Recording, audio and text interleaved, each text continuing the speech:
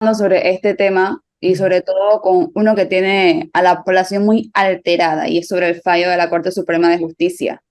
Ya está con nosotros nuestro invitado Eduardo Quirós, abogado, para conversar sobre este tema y explicarnos un poco más sobre los tiempos. Don Buenas. Eduardo Quiroz, buenos días.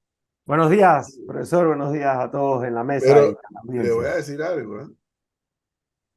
Fíjese que ni Gonzalo, ni Cris, ni Leonardo, que es parte del debate que no se da en Panamá, nadie habla de la inversión. Nadie habla, de ese tema no se habla. Claro, porque hablar de ese tema va a venir la pregunta obligada. ¿Y cuánto puso el Estado panameño? ¿Cuántos dólares puso el Estado panameño en esta inversión? Nadie habla de eso. Pasó a segundo Entonces, plano en con una el tema de la negociación, crisis, ¿no? esos son elementos que juegan.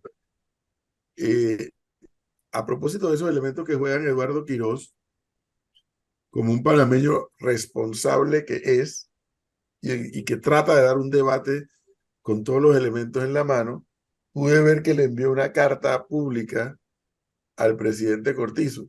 ¿Ya le respondieron? No, no, por supuesto que no. Ahora, lo que asumamos que la última intervención de 4 minutos en la televisión sea parte de la respuesta, ¿no? Pero no, lamentablemente no. Ahora, lo Y penoso es yo que usted me responda, acotaría, escuchándolos. lo penoso es que usted me diga, por supuesto que no, o sea, que tenemos que dar por hecho que no van a responder. Ni por inteligencia artificial le Bueno, respondieron nada de eso, ¿no? Tiene problemas de conexión. bueno, es parte de lo que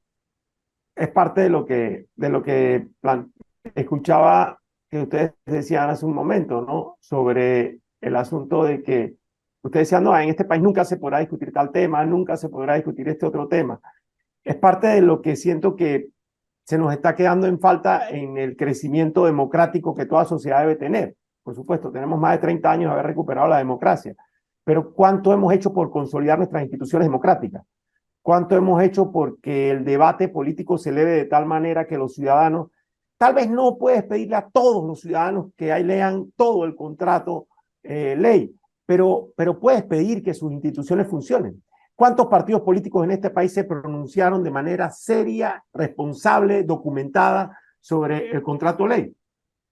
Vaya usted a buscarlo. ¿Cuántos los dirigentes decían una cosa por la mañana y los diputados votaban otra en el pleno? Entonces, ¿cuántas instituciones de la sociedad civil se expresaron de manera responsable y seria? Ahora uno ve a mucha gente expresándose, pero en el momento del debate democrático, y ahí también carga al gobierno una gran responsabilidad, porque no supo generar esa discusión, ese debate nacional que un tema de tal trascendencia ameritaba. Entonces, yo sí siento que es importante generar ese debate democrático para que la sociedad crezca. Si no se genera, quedamos en estos líos y en estos berenjenales en los que estamos, ¿no? Uno de ellos es el tema constitucional. Perdón, sí. Sí, es que yo quería llegar justo ahí con una pregunta. Hola. Con el tema institucional y sobre todo la importancia de la institucionalidad del país, la separación de poderes, etcétera, etcétera, etcétera. Como vamos al tema constitucional y, bueno, sabemos del fallo de la Corte, yo quiero saber algo. ¿Cuál sería la posición o cómo quedaría Panamá frente tanto a la opinión internacional como en un posible arbitraje, un arbitraje si se proclama la Corte? Si se siente o la percepción es que la Corte falló, no en los tiempos que le hubiese tomado dar un fallo de derecho, sino por la presión popular. Bueno, a ver, digamos una cosa, estamos entrando en una materia en la que no hay muchísimos precedentes, por lo tanto, tratar de especular es eso, ¿no? Hagámoslo de la manera más responsable que podamos hacerlo, pero quedando claro en eso. Uno, yo no puedo dejar de decir, el hecho de que el país esté ahora esperando un fallo de la Corte Suprema de Justicia es porque las instituciones políticas no han funcionado. Esto no podemos dejar de decirlo. O sea, el país está sometido y usted escucha a mucha gente sensata decir, no, hay que esperar el fallo de la Corte y estamos todos esperando el fallo de la Corte. Pero estamos esperando el fallo de la Corte porque el órgano ejecutivo no hizo las cosas de la mejor manera, porque el órgano legislativo, la Asamblea Nacional, no hizo las cosas de la mejor manera, porque el resto de las instituciones que deben funcionar en la democracia, partidos políticos en primera línea, no hicieron las cosas de la mejor manera. Entonces ahora vamos todos a mirar hacia la Corte, que es un ente más bien el menos político de los poderes del Estado y que no debiera estar para estar zanjando temas de institucionalidad y de política. Pero bueno, ahí quedamos y ahí estamos. Mira, lo peor que podría pasar en una democracia es que la Corte emite un fallo o que usted esperase que la justicia o que se administrase justicia con un revólver en la cabeza. Eso es lo que usted no quisiera. Y eso no para ningún efecto. Yo puedo tener mi posición sobre la constitucionalidad del contrato ley y la he expresado públicamente. Pienso que es inconstitucional por varias razones. Pero ese no es el punto. El punto es que si usted pone hoy a la Corte Suprema de Justicia a tener que fallar de una manera apresurada, puede incluso terminar perjudicando los intereses del propio Estado panameño. Porque de lo que surja de esa sentencia va a tener que agarrarse el Estado panameño.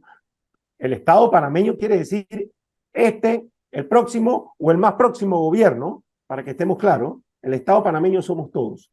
Bien, se va a tener que agarrar. Y una sentencia tiene varias partes, pero hay dos principales. La primera es donde la Corte decide sobre si es inconstitucional o no. Y ahí puede simplemente decir, este contrato de ley es inconstitucional. O puede decir, estas determinadas normas son inconstitucionales. Pero la otra parte muy relevante es donde la Corte explica, motiva su decisión. Dice las razones, los argumentos, los criterios, la doctrina, la jurisprudencia, las propias expresiones que se hayan dado durante este periodo de 10 días que no mucha gente entiende, en el que cualquiera puede alegar en un proceso constitucional. Entonces, esa argumentación va a ser fundamental para lo que venga después de esto. Eduardo, Un callejón sin salida. Y ese periodo va a ser muy importante. Eduardo, yo quiero detallar un tema porque es de las pocas veces y los que trabajan haciendo investigaciones en periodismo de investigación o haciendo entrevistas con magistrados de la Corte o funcionarios de la Corte pueden aclararlo y agregarle más detalles. Es muy difícil primero conseguir entrevistas con un funcionario de alto cargo dentro de la Corte Suprema de Justicia. El secretario general Manuel Calvo, quien es el que ha hablado en las últimas dos instancias a través de videos, no da entrevistas a periodistas en los medios de comunicación y en estas oportunidades ha tenido que pronunciarse, y yo creo que para gran parte del país es la primera vez que conocen que hay un secretario general en la Corte y quién es Manuel Calvo, ¿no? Pero por otro lado, la población cree que el 23 de noviembre, en exactamente 3 días, viene la noticia de la salvación y va a haber una resolución y una respuesta, y muchos quieren comparar a la Corte Suprema de Justicia con la Asamblea Nacional, dos órganos totalmente diferentes, y que cuando entran en lo que se llama y se denomina sesión permanente, funcionan también de forma muy diferente. Y es por eso que yo quiero preguntarle de los procesos. ¿Qué vamos a esperar a partir del 23 de noviembre que la magistrada presidenta de la Corte dijo que entraba en sesión permanente? Una respuesta rápida de cuál es la decisión respecto a la ley 406, o es un proceso que puede llegar a demorar aún más si no tenemos fecha de conocimiento de cuándo va a haber una solución. Qué buena pregunta, pero hay como 3 ahí metidas en una sola. A ver, primero, sí, hay una frase, hay una apotegma que se dice mucho en las facultades de Derecho, dice, los jueces hablan a través de sus fallos. Y esto era pues para plantear que los jueces no debían ser parte del debate porque al final su decisión se pudiese ver afectada por ese debate. Eso ha ido cambiando y las sociedades modernas hoy en día tienen esquemas de comunicación por parte de los magistrados, de los jueces, de las corporaciones de justicia. Creo que estas expresiones del secretario general son ya una indicación de que hay algún cambio, ¿no? Creo que deben hacer mucha más docencia sobre los tiempos, sobre el proceso, sobre cuánto le puede tomar a la Corte decidir esto, pero efectivamente es algo en lo que todavía hay que crecer en institucionalidad democrática. Lo otro es sobre la sesión permanente que ellos han anunciado. Sí, esto no tiene nada que ver con la Corte, con el órgano legislativo. Nosotros estamos acostumbrados a escuchar la expresión sesión permanente para cuando la Asamblea, y aquí el profesor nos lo puede explicar mejor, cuando la Asamblea decide, en este tema nos declaramos en sesión permanente, entonces no atienden ningún otro tema hasta que no deciden o no llevan a votación en ese tema que están discutiendo. Aquí no habría que esperar eso. Aquí sesión permanente simplemente sería, vamos a estar atentos a este tema hasta tanto se defina. Pero no quiere decir, porque el propio Código Judicial establece que, por ejemplo, las acciones de amparo de garantías constitucionales tienen prelación sobre cualquier otra cosa que se esté discutiendo. Entonces, si hay amparos de garantías, no puede la Corte decir no los voy a atender, tiene también que atenderlos. No puede la Corte Suprema de Justicia, por ejemplo, no cumplir con algún trámite que sea necesario para que se cumplan con los términos judiciales que estén previstos en el Código Judicial para otros procesos que estén andando.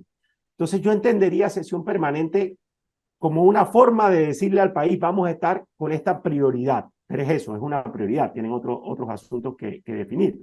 Y lo otro es, entienda usted, aquí no hay propiamente un debate entre magistrados. Aquí lo que hay es magistrados estudiando, sumergiéndose en un proceso, leyendo. El tema más es la lectura, la comprensión, el entendimiento, el buscar jurisprudencia, doctrina, además, antes que el propio debate entre ellos. Cada cual se forma una opinión. Y hay un momento en el que, una vez cumplidos estos 10 días, que entiendo que para un caso el 23 y el otro el 22, allí ya tiene, ahí se puede, a partir de ese momento se puede presentar lo que se conoce como una ponencia o un proyecto de sentencia, que lo hace el magistrado sustanciador, el magistrado ponente, uno de los 9. Bien, con esa ponencia, el resto de los magistrados empieza entonces a estudiar el caso y a profundizar en eso. Entonces, lo que usted va a tener en algún día posterior a eso, podría ser, hombre, 2, 3 días, podría ser 7 días, pero también puede ser 10 años, porque usted vio lo que pasó en el caso pasado. Entonces, allí se discute la ponencia. Si esa ponencia obtiene mayoría, se convierte en sentencia. Si esa ponencia no llegase a tener mayoría, cosa que puede pasar, entonces se pasa el derecho a preparar el proyecto a otro magistrado que esté en el lado de los que no fueron, de los que obtuvieron la mayoría a rechazar esa ponencia inicial. Entonces, es un proceso. No preveo muchas de estas cosas para este caso, porque siento que lo que está la Corte tratando es de enviar un mensaje de que lo va a hacer rápido, pero se tienen que cumplir con los pasos. Pero es prudente el mensaje, ¿no? Que el secretario salga a decir qué es lo que va a pasar, que nunca ocurre, porque le pregunto si es prudente a juicio suyo, porque hay quienes consideran que pudieran estarle llenando de expectativas a quienes están en las calles luchando contra el contrato minero. Sí, prudente es, y todo lo que sea docencia y explicar esto, creo que es muy prudente, porque efectivamente hay una expectativa ciudadana que es bastante distinta a la realidad de los tiempos. Y repito, una crisis, ¿no? Claro, por supuesto, expectativa producto de la crisis en la que estamos y del sin Estado de Derecho. Pero el problema que yo le di a ese pronunciamiento que nunca se hace, y es la primera vez que yo veo que se hace, dijo Leonardo, creo, es que genera una expectativa por desconocimiento del gran público de que la Corte se instala en sesión permanente y que el 23 o el 24 o el no sé cuál ya van a emitir un fallo. Lo cual puede ser, cuidado, ¿no? Según algunos conocedores puede ser. Pero a mí lo que me preocupa, sea cual sea el fallo, en la dirección que sea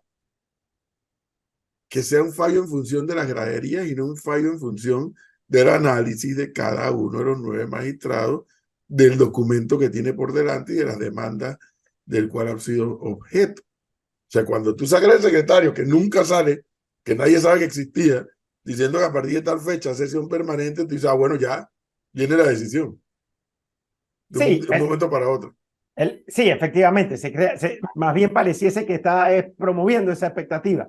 Pero por otro lado, yo pensaría que es oportuno explicarle a los ciudadanos, porque de esa explicación también está la salvaguarda de los mejores intereses del Estado. Muchos hemos dicho, la Administración de Justicia está en falta con este país hace mucho tiempo y en muchos temas, pero ahora todos estamos a las expectativas de esa decisión. Entonces, que explicar cómo es el proceso yo creo que puede ayudar. Claro, pero ahí usted mencionaba al principio, don Eduardo, que no hay que exigirle a la población que se le dé el contrato, pero ¿cómo así? ¿Cómo no hay que exigirle a la población que se le dé el contrato? Usted no puede estar protestando sin tener una base siquiera de lectura o de conocimiento sobre lo que está protestando, por lo cual está protestando, a favor o en contra. El ciudadano debe conocer la norma para decir estoy a favor o estoy en contra con argumentos. De acuerdo. No, mi planteamiento, a ver, lo aclaro un poco más. Mi planteamiento es, a ver, no todo ciudadano panameño va a poder leerse el contrato. Ante esa realidad, usted pertenece a un gremio, usted pertenece a una asociación, usted pertenece a un partido, usted pertenece a un grupo, y usted lo que espera es que esa organización sí haga el estudio a fondo. Por ejemplo, la sola lectura del contrato que yo hice 3, 4 veces, no te resuelve muchos problemas. Esa lectura tiene que ir acompañada de entender muchas otras cosas más. Entonces ahí es donde tú esperas que quienes son, digamos, representantes fundamentales de un sistema democrático emitan criterios y te puedan servir para formarte tú Lo que pasa es opinión. que, Eduardo, esos criterios que usted plantea, que si bien son necesarios, son al final interpretaciones. Entonces, sí, yo no creo, ahí yo difiero completamente de usted, de que los ciudadanos no pueden leer el contrato. Claro que lo pueden leer, que lo hagan es otra cosa, pero No, claro que lo pueden leerlo leer. pueden. Leerlo, todo el mundo puede leer el contrato, la gran mayoría, por no decir que todos. El punto es que dejar que alguien le explique a usted el contrato es caer en una interpretación de una persona que puede estar a favor o en contra.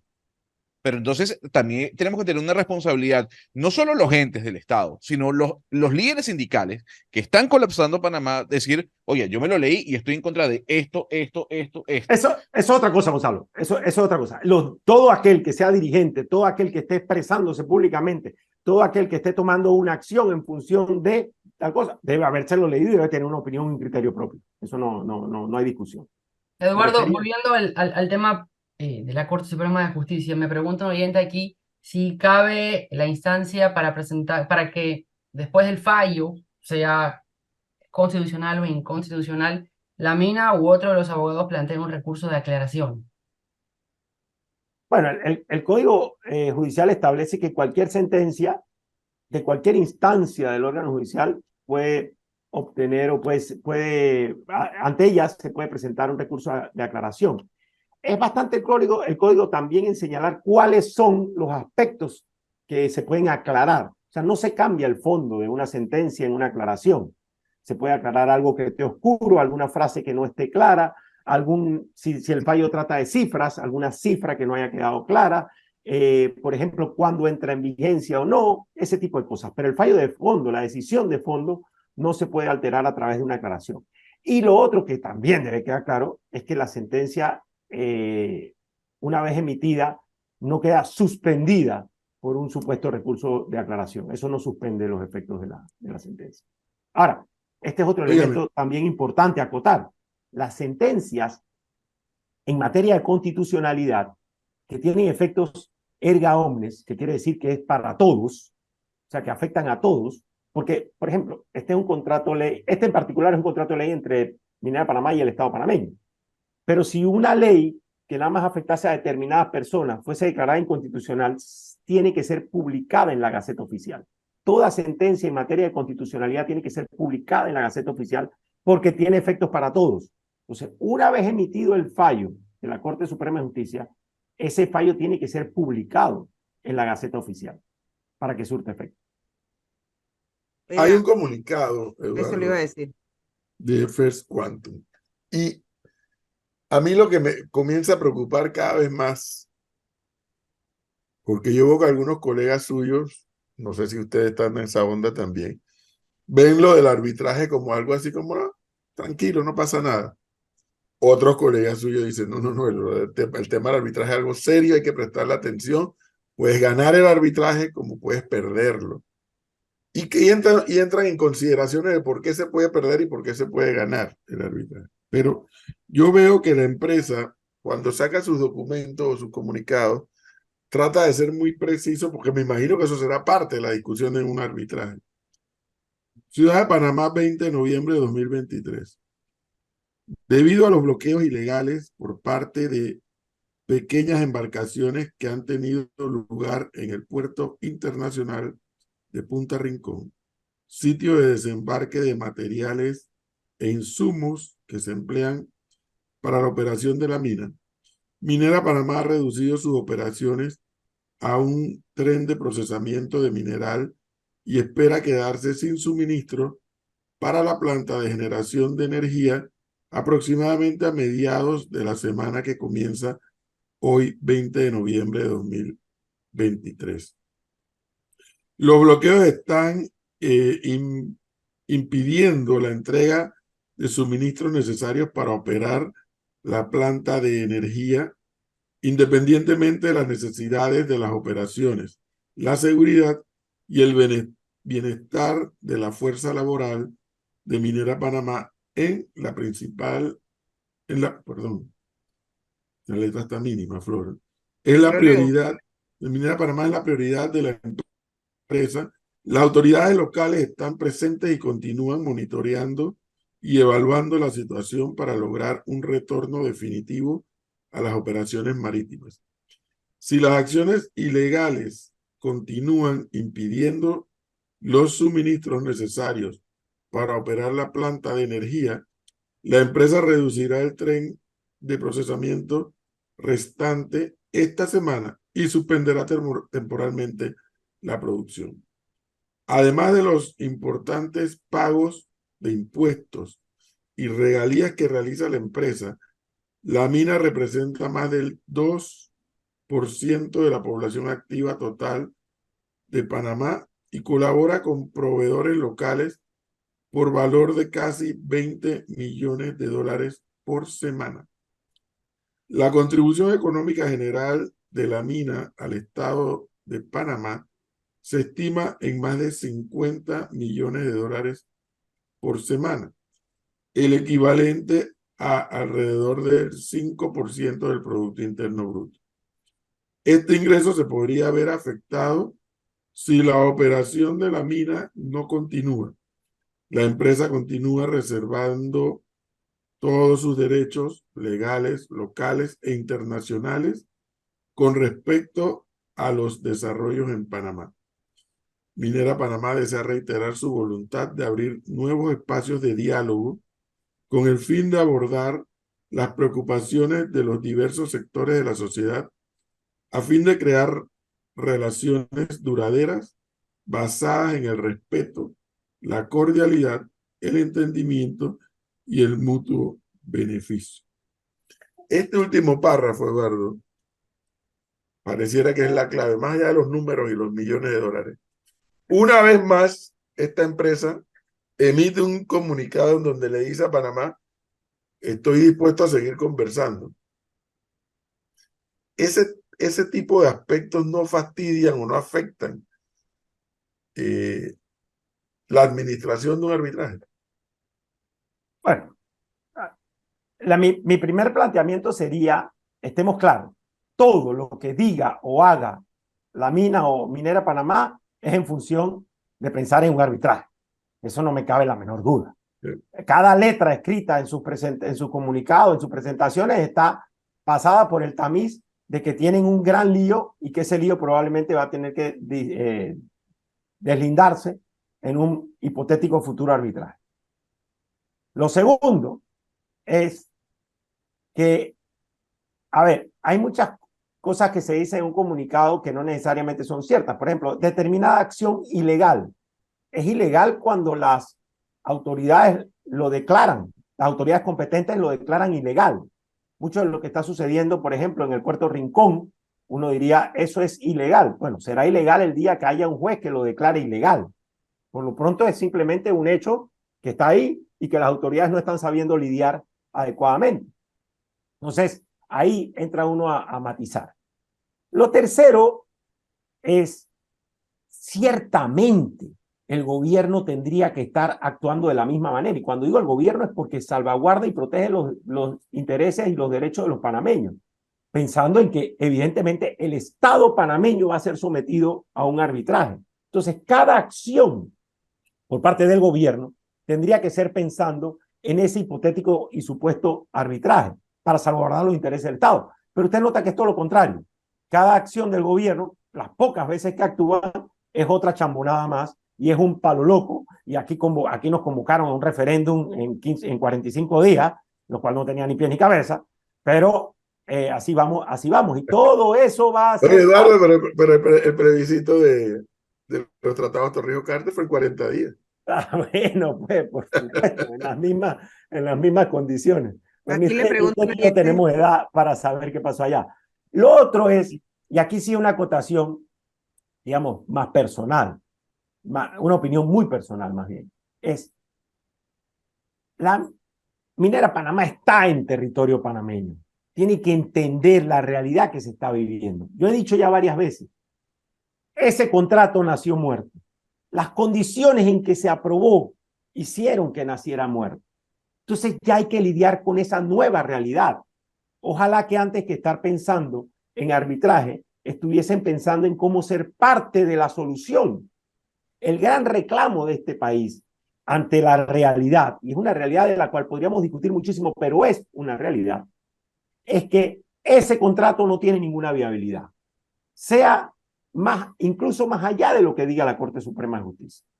Entonces, ¿cuál es la solución? La solución sería un gobierno proactivo, actuando en el interés de los panameños, y por otro lado, el que está de la otra parte, actuando también en interés de salvaguardar ese territorio en el que está, porque no hay mina, ni va a haber mina, si los panameños no están de acuerdo con eso.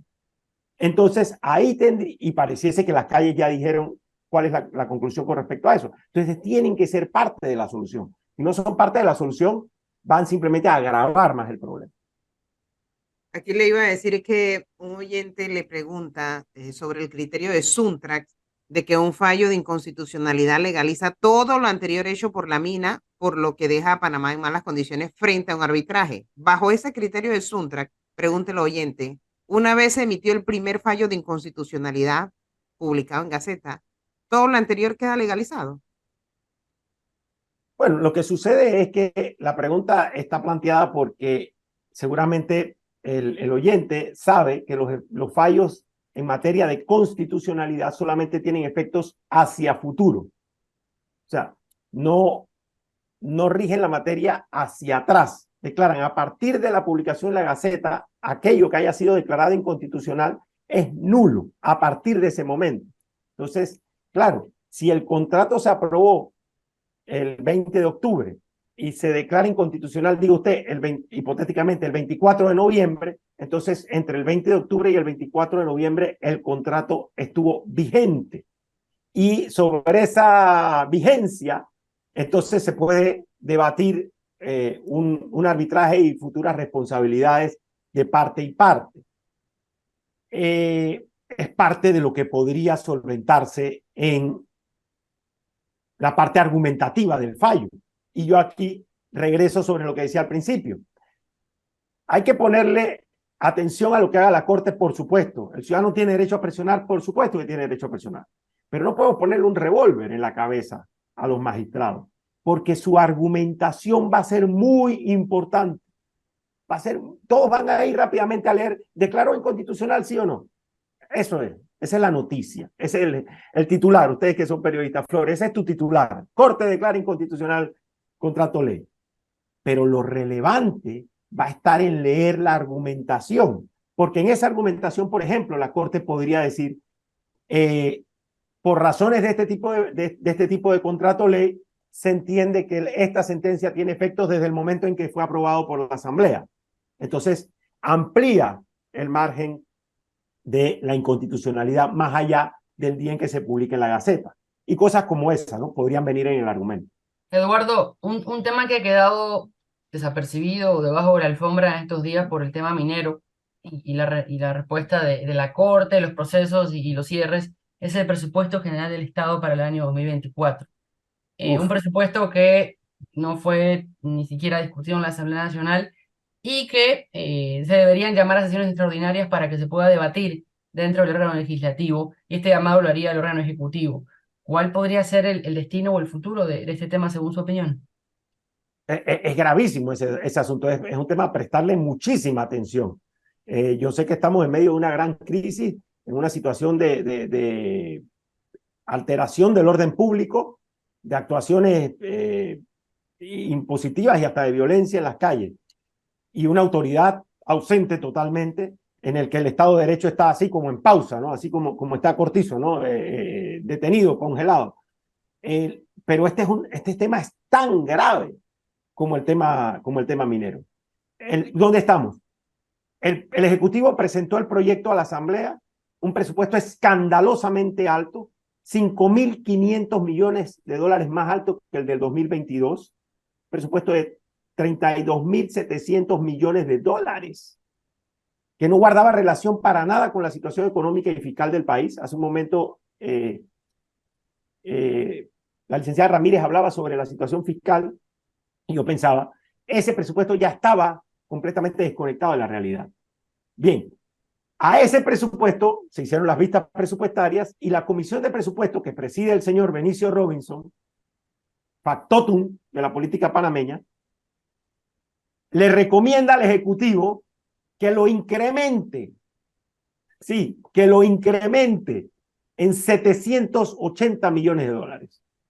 O sea, de un presupuesto abultado en 5.500 millones de dólares, estaban pidiendo que se incrementara en 780 millones de dólares más, de los cuales 54 millones de dólares iban para la descentralización paralela, que ya todos sabemos que eso es clientelismo y politiquería. Pero claro, ahí estaba la elección del próximo año.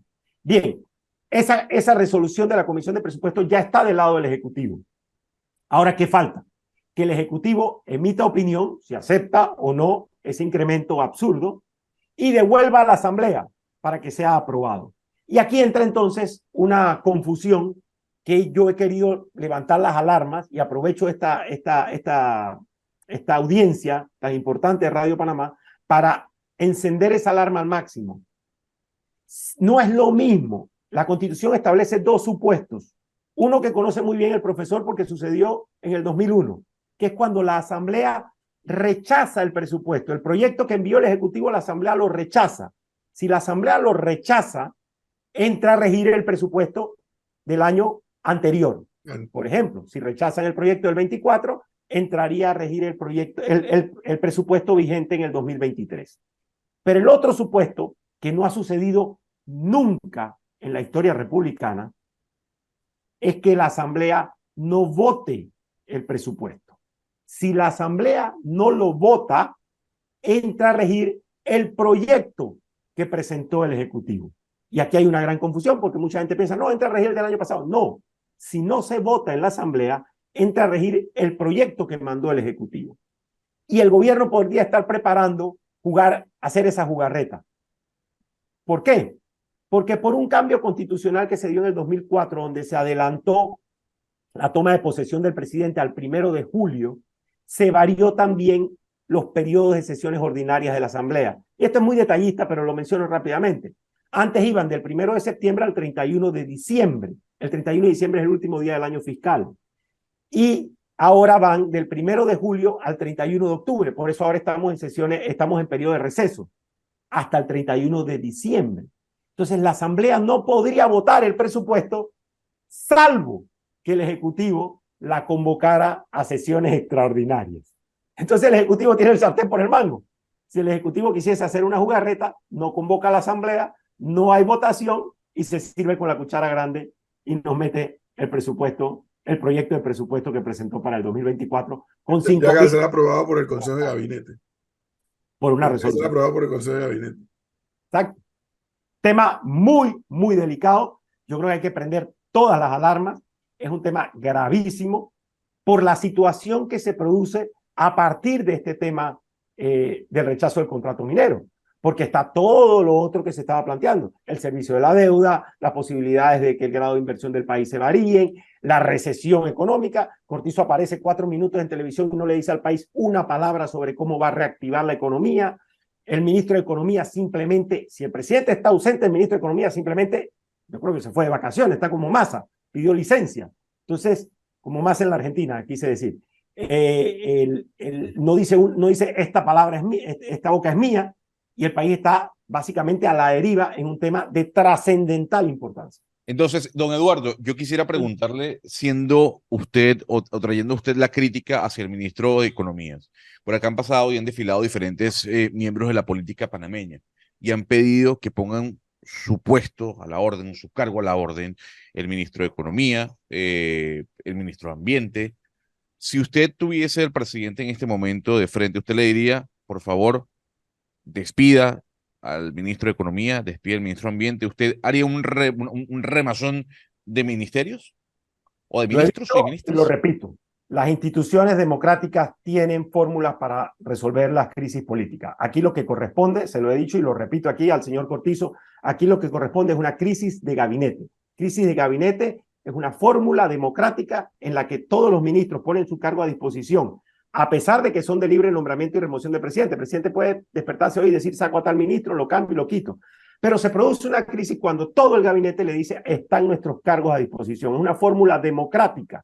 ¿Por qué? Porque existen relaciones, afinidades con ministros y tal. Entonces es una fórmula elegante y protocolar de decirle al presidente, todos estamos dispuestos a ir. Pero ahí Ahí el hay algo... presidente escoge y decide quiénes se van. Puede cambiarlos a todos, puede cambiar a 5, puede cambiar la mitad, pero produce un hecho político que le genera descompresión social y poner a gente que lidie con esta nueva realidad. Acá hay una nueva realidad a partir de la crisis. Quienes servían antes ya no sirven ahora. Pero, don Eduardo, por ejemplo, ante el pedido de muchos de hacer un revolcón ministerial, el profesor dice, eso no sirve para nada, porque ¿quién le garantiza a usted que el que venga después va a actuar mejor o peor que el que estaba? Y a ese argumento yo le digo, a ver, al menos es un llamado de atención, es una muestra de saber y entender que la situación política en Panamá, en este caso, es grave. Ya va. Ahora, lo que yo, y espero que usted me pueda responder esta pregunta, lo que yo no termino de entender es por qué en nuestro país, cuando se dan este tipo de crisis, que esta crisis además es única, oiga, ningún ministro renuncia, ningún ministro pone su cargo a la orden. Y eso, si lo vemos en otros países y en otras crisis, bueno, al menos 2 ministros estarían fuera. ¿Por qué en Panamá no ocurre eso? ¿Por qué en Panamá los ministros no dicen, oiga, presidente, yo voy a renunciar porque esto está afectando su nombre y está afectando el nombre de nuestro gobierno? Porque somos un país donde falta institucionalidad democrática. Aquí usted designa ministros a gente que no conoce ni siquiera el tenor de la Constitución. Aquí usted designa funcionarios que ni siquiera saben cuál es su rol con respecto a las funciones que tiene. Son ministros de Estado, no son ministros de la cartera, son ministros para su cartera, pero son antes de eso ministros de Estado, que tienen que estar pendientes de todo lo que sucede en el país. No, no, yo soy ministro, digo usted lo que sea, ministro de Cultura. Yo no tengo nada que ver con lo que está pasando con la mina. No, usted es ministro de Estado. Por eso la renuncia al gabinete no produce nada, Eduardo. Profesor, yo he escuchado su posición. En esta no la comparto. Lo que yo creo que la crisis de gabinete produce es el hecho político que le puede permitir al presidente remontar la crisis.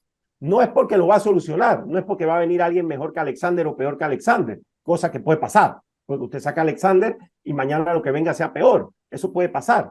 Pero la crisis produciría la descompresión social. Hombre, ya yo no sé ni siquiera si a estas alturas, yo vengo hablando de esto hace una semana o más, ya yo no sé si a estas alturas produciría esa descompresión social, pero con esa descompresión social entonces usted puede empezar a lidiar. Fíjese, por ejemplo, yo tengo una buena impresión de la señora ministra de Educación. Tengo una bastante buena impresión de la señora ministra de Educación. Pero la ministra de Educación se ha revelado incapaz de establecer diálogo con los educadores. Y los educadores que están en la calle, que han parado clases por más de 3 semanas, no hablan con su ministra. Entonces es un ministro que no está funcionando. Entonces usted tiene que provocar una crisis de gabinete para que ese nuevo gabinete le genere al presidente las posibilidades de interlocutar con quienes están en la calle. Si no se produce un hecho político, simplemente, en mi opinión, no se va a generar el ambiente para generar o para producir la estabilidad política, social y económica que necesita el país para enfrentar esta gravísima crisis. Pero fíjate, Eduardo, que has traído un ejemplo válido. O sea, la ministra de Educación no es la que ha producido la crisis y la paralización del sistema educativo. Aquí le preguntamos a uno de los dirigentes cuál es el pliego de reivindicación de ustedes ante el Meduca y dijo que ninguno. Ninguno. Entonces, ¿de qué estamos hablando? Pero se se revela... que la votes y traigas uno nuevo si la crisis, la paralización no es en función de reivindicaciones ante el Meduca. Pero también es cierto, profesor, que esa misma gente que dice no tengo ningún pliego de reclamos ante el Ministerio de Educación, en la calle dicen no hablamos con la ministra de Educación. Así un es. ministro que no puede interlocutar con el sector al que se debe, es un ministro que ya no está funcionando. No, ese Pero lo va es a pasar con cualquiera que así ponga es, de eso va a ministro, pasar Claro. con cualquiera, Eduardo, por amor a Dios. porque ellos no quieren a nadie. Es irrelevante, las quitas y te ponen a ti de ministro de Educación y el sistema va a seguir paralizado. Si el gobierno no genera, y el presidente en particular, una descompresión social y política, no va a poder seguir gobernando. Pero Esa es la que la realidad, como no lo está descompresión haciendo ahora mismo. Eduardo, pero es que la descompresión está en torno al contrato y a la minería, no en torno al resto de los temas. Por supuesto que ese es el tema principal, pero usted Así también es. sabe que allá afuera hay otra realidad que abarca mucho más que el simple contrato ley. Todo un tema, todo un tema. Pero bueno, seguiremos esperando entonces. El 24, ¿usted espera fallo o no espera fallo? Me parece que no cumpliría con los términos de que se haga un buen trabajo. Yo le he dicho, no se le puede poner un revólver en la cabeza a la Corte Suprema de Justicia porque es tan importante como la decisión, la argumentación que hagan de ese fallo. Tomo nota de ese elemento, creo que es interesante lo que nos ha dicho Eduardo Quiroz en la mañana de hoy, nos lo dice por tercera vez. No busquemos, que es lo que usualmente hacemos, la parte resolutiva, sino busquemos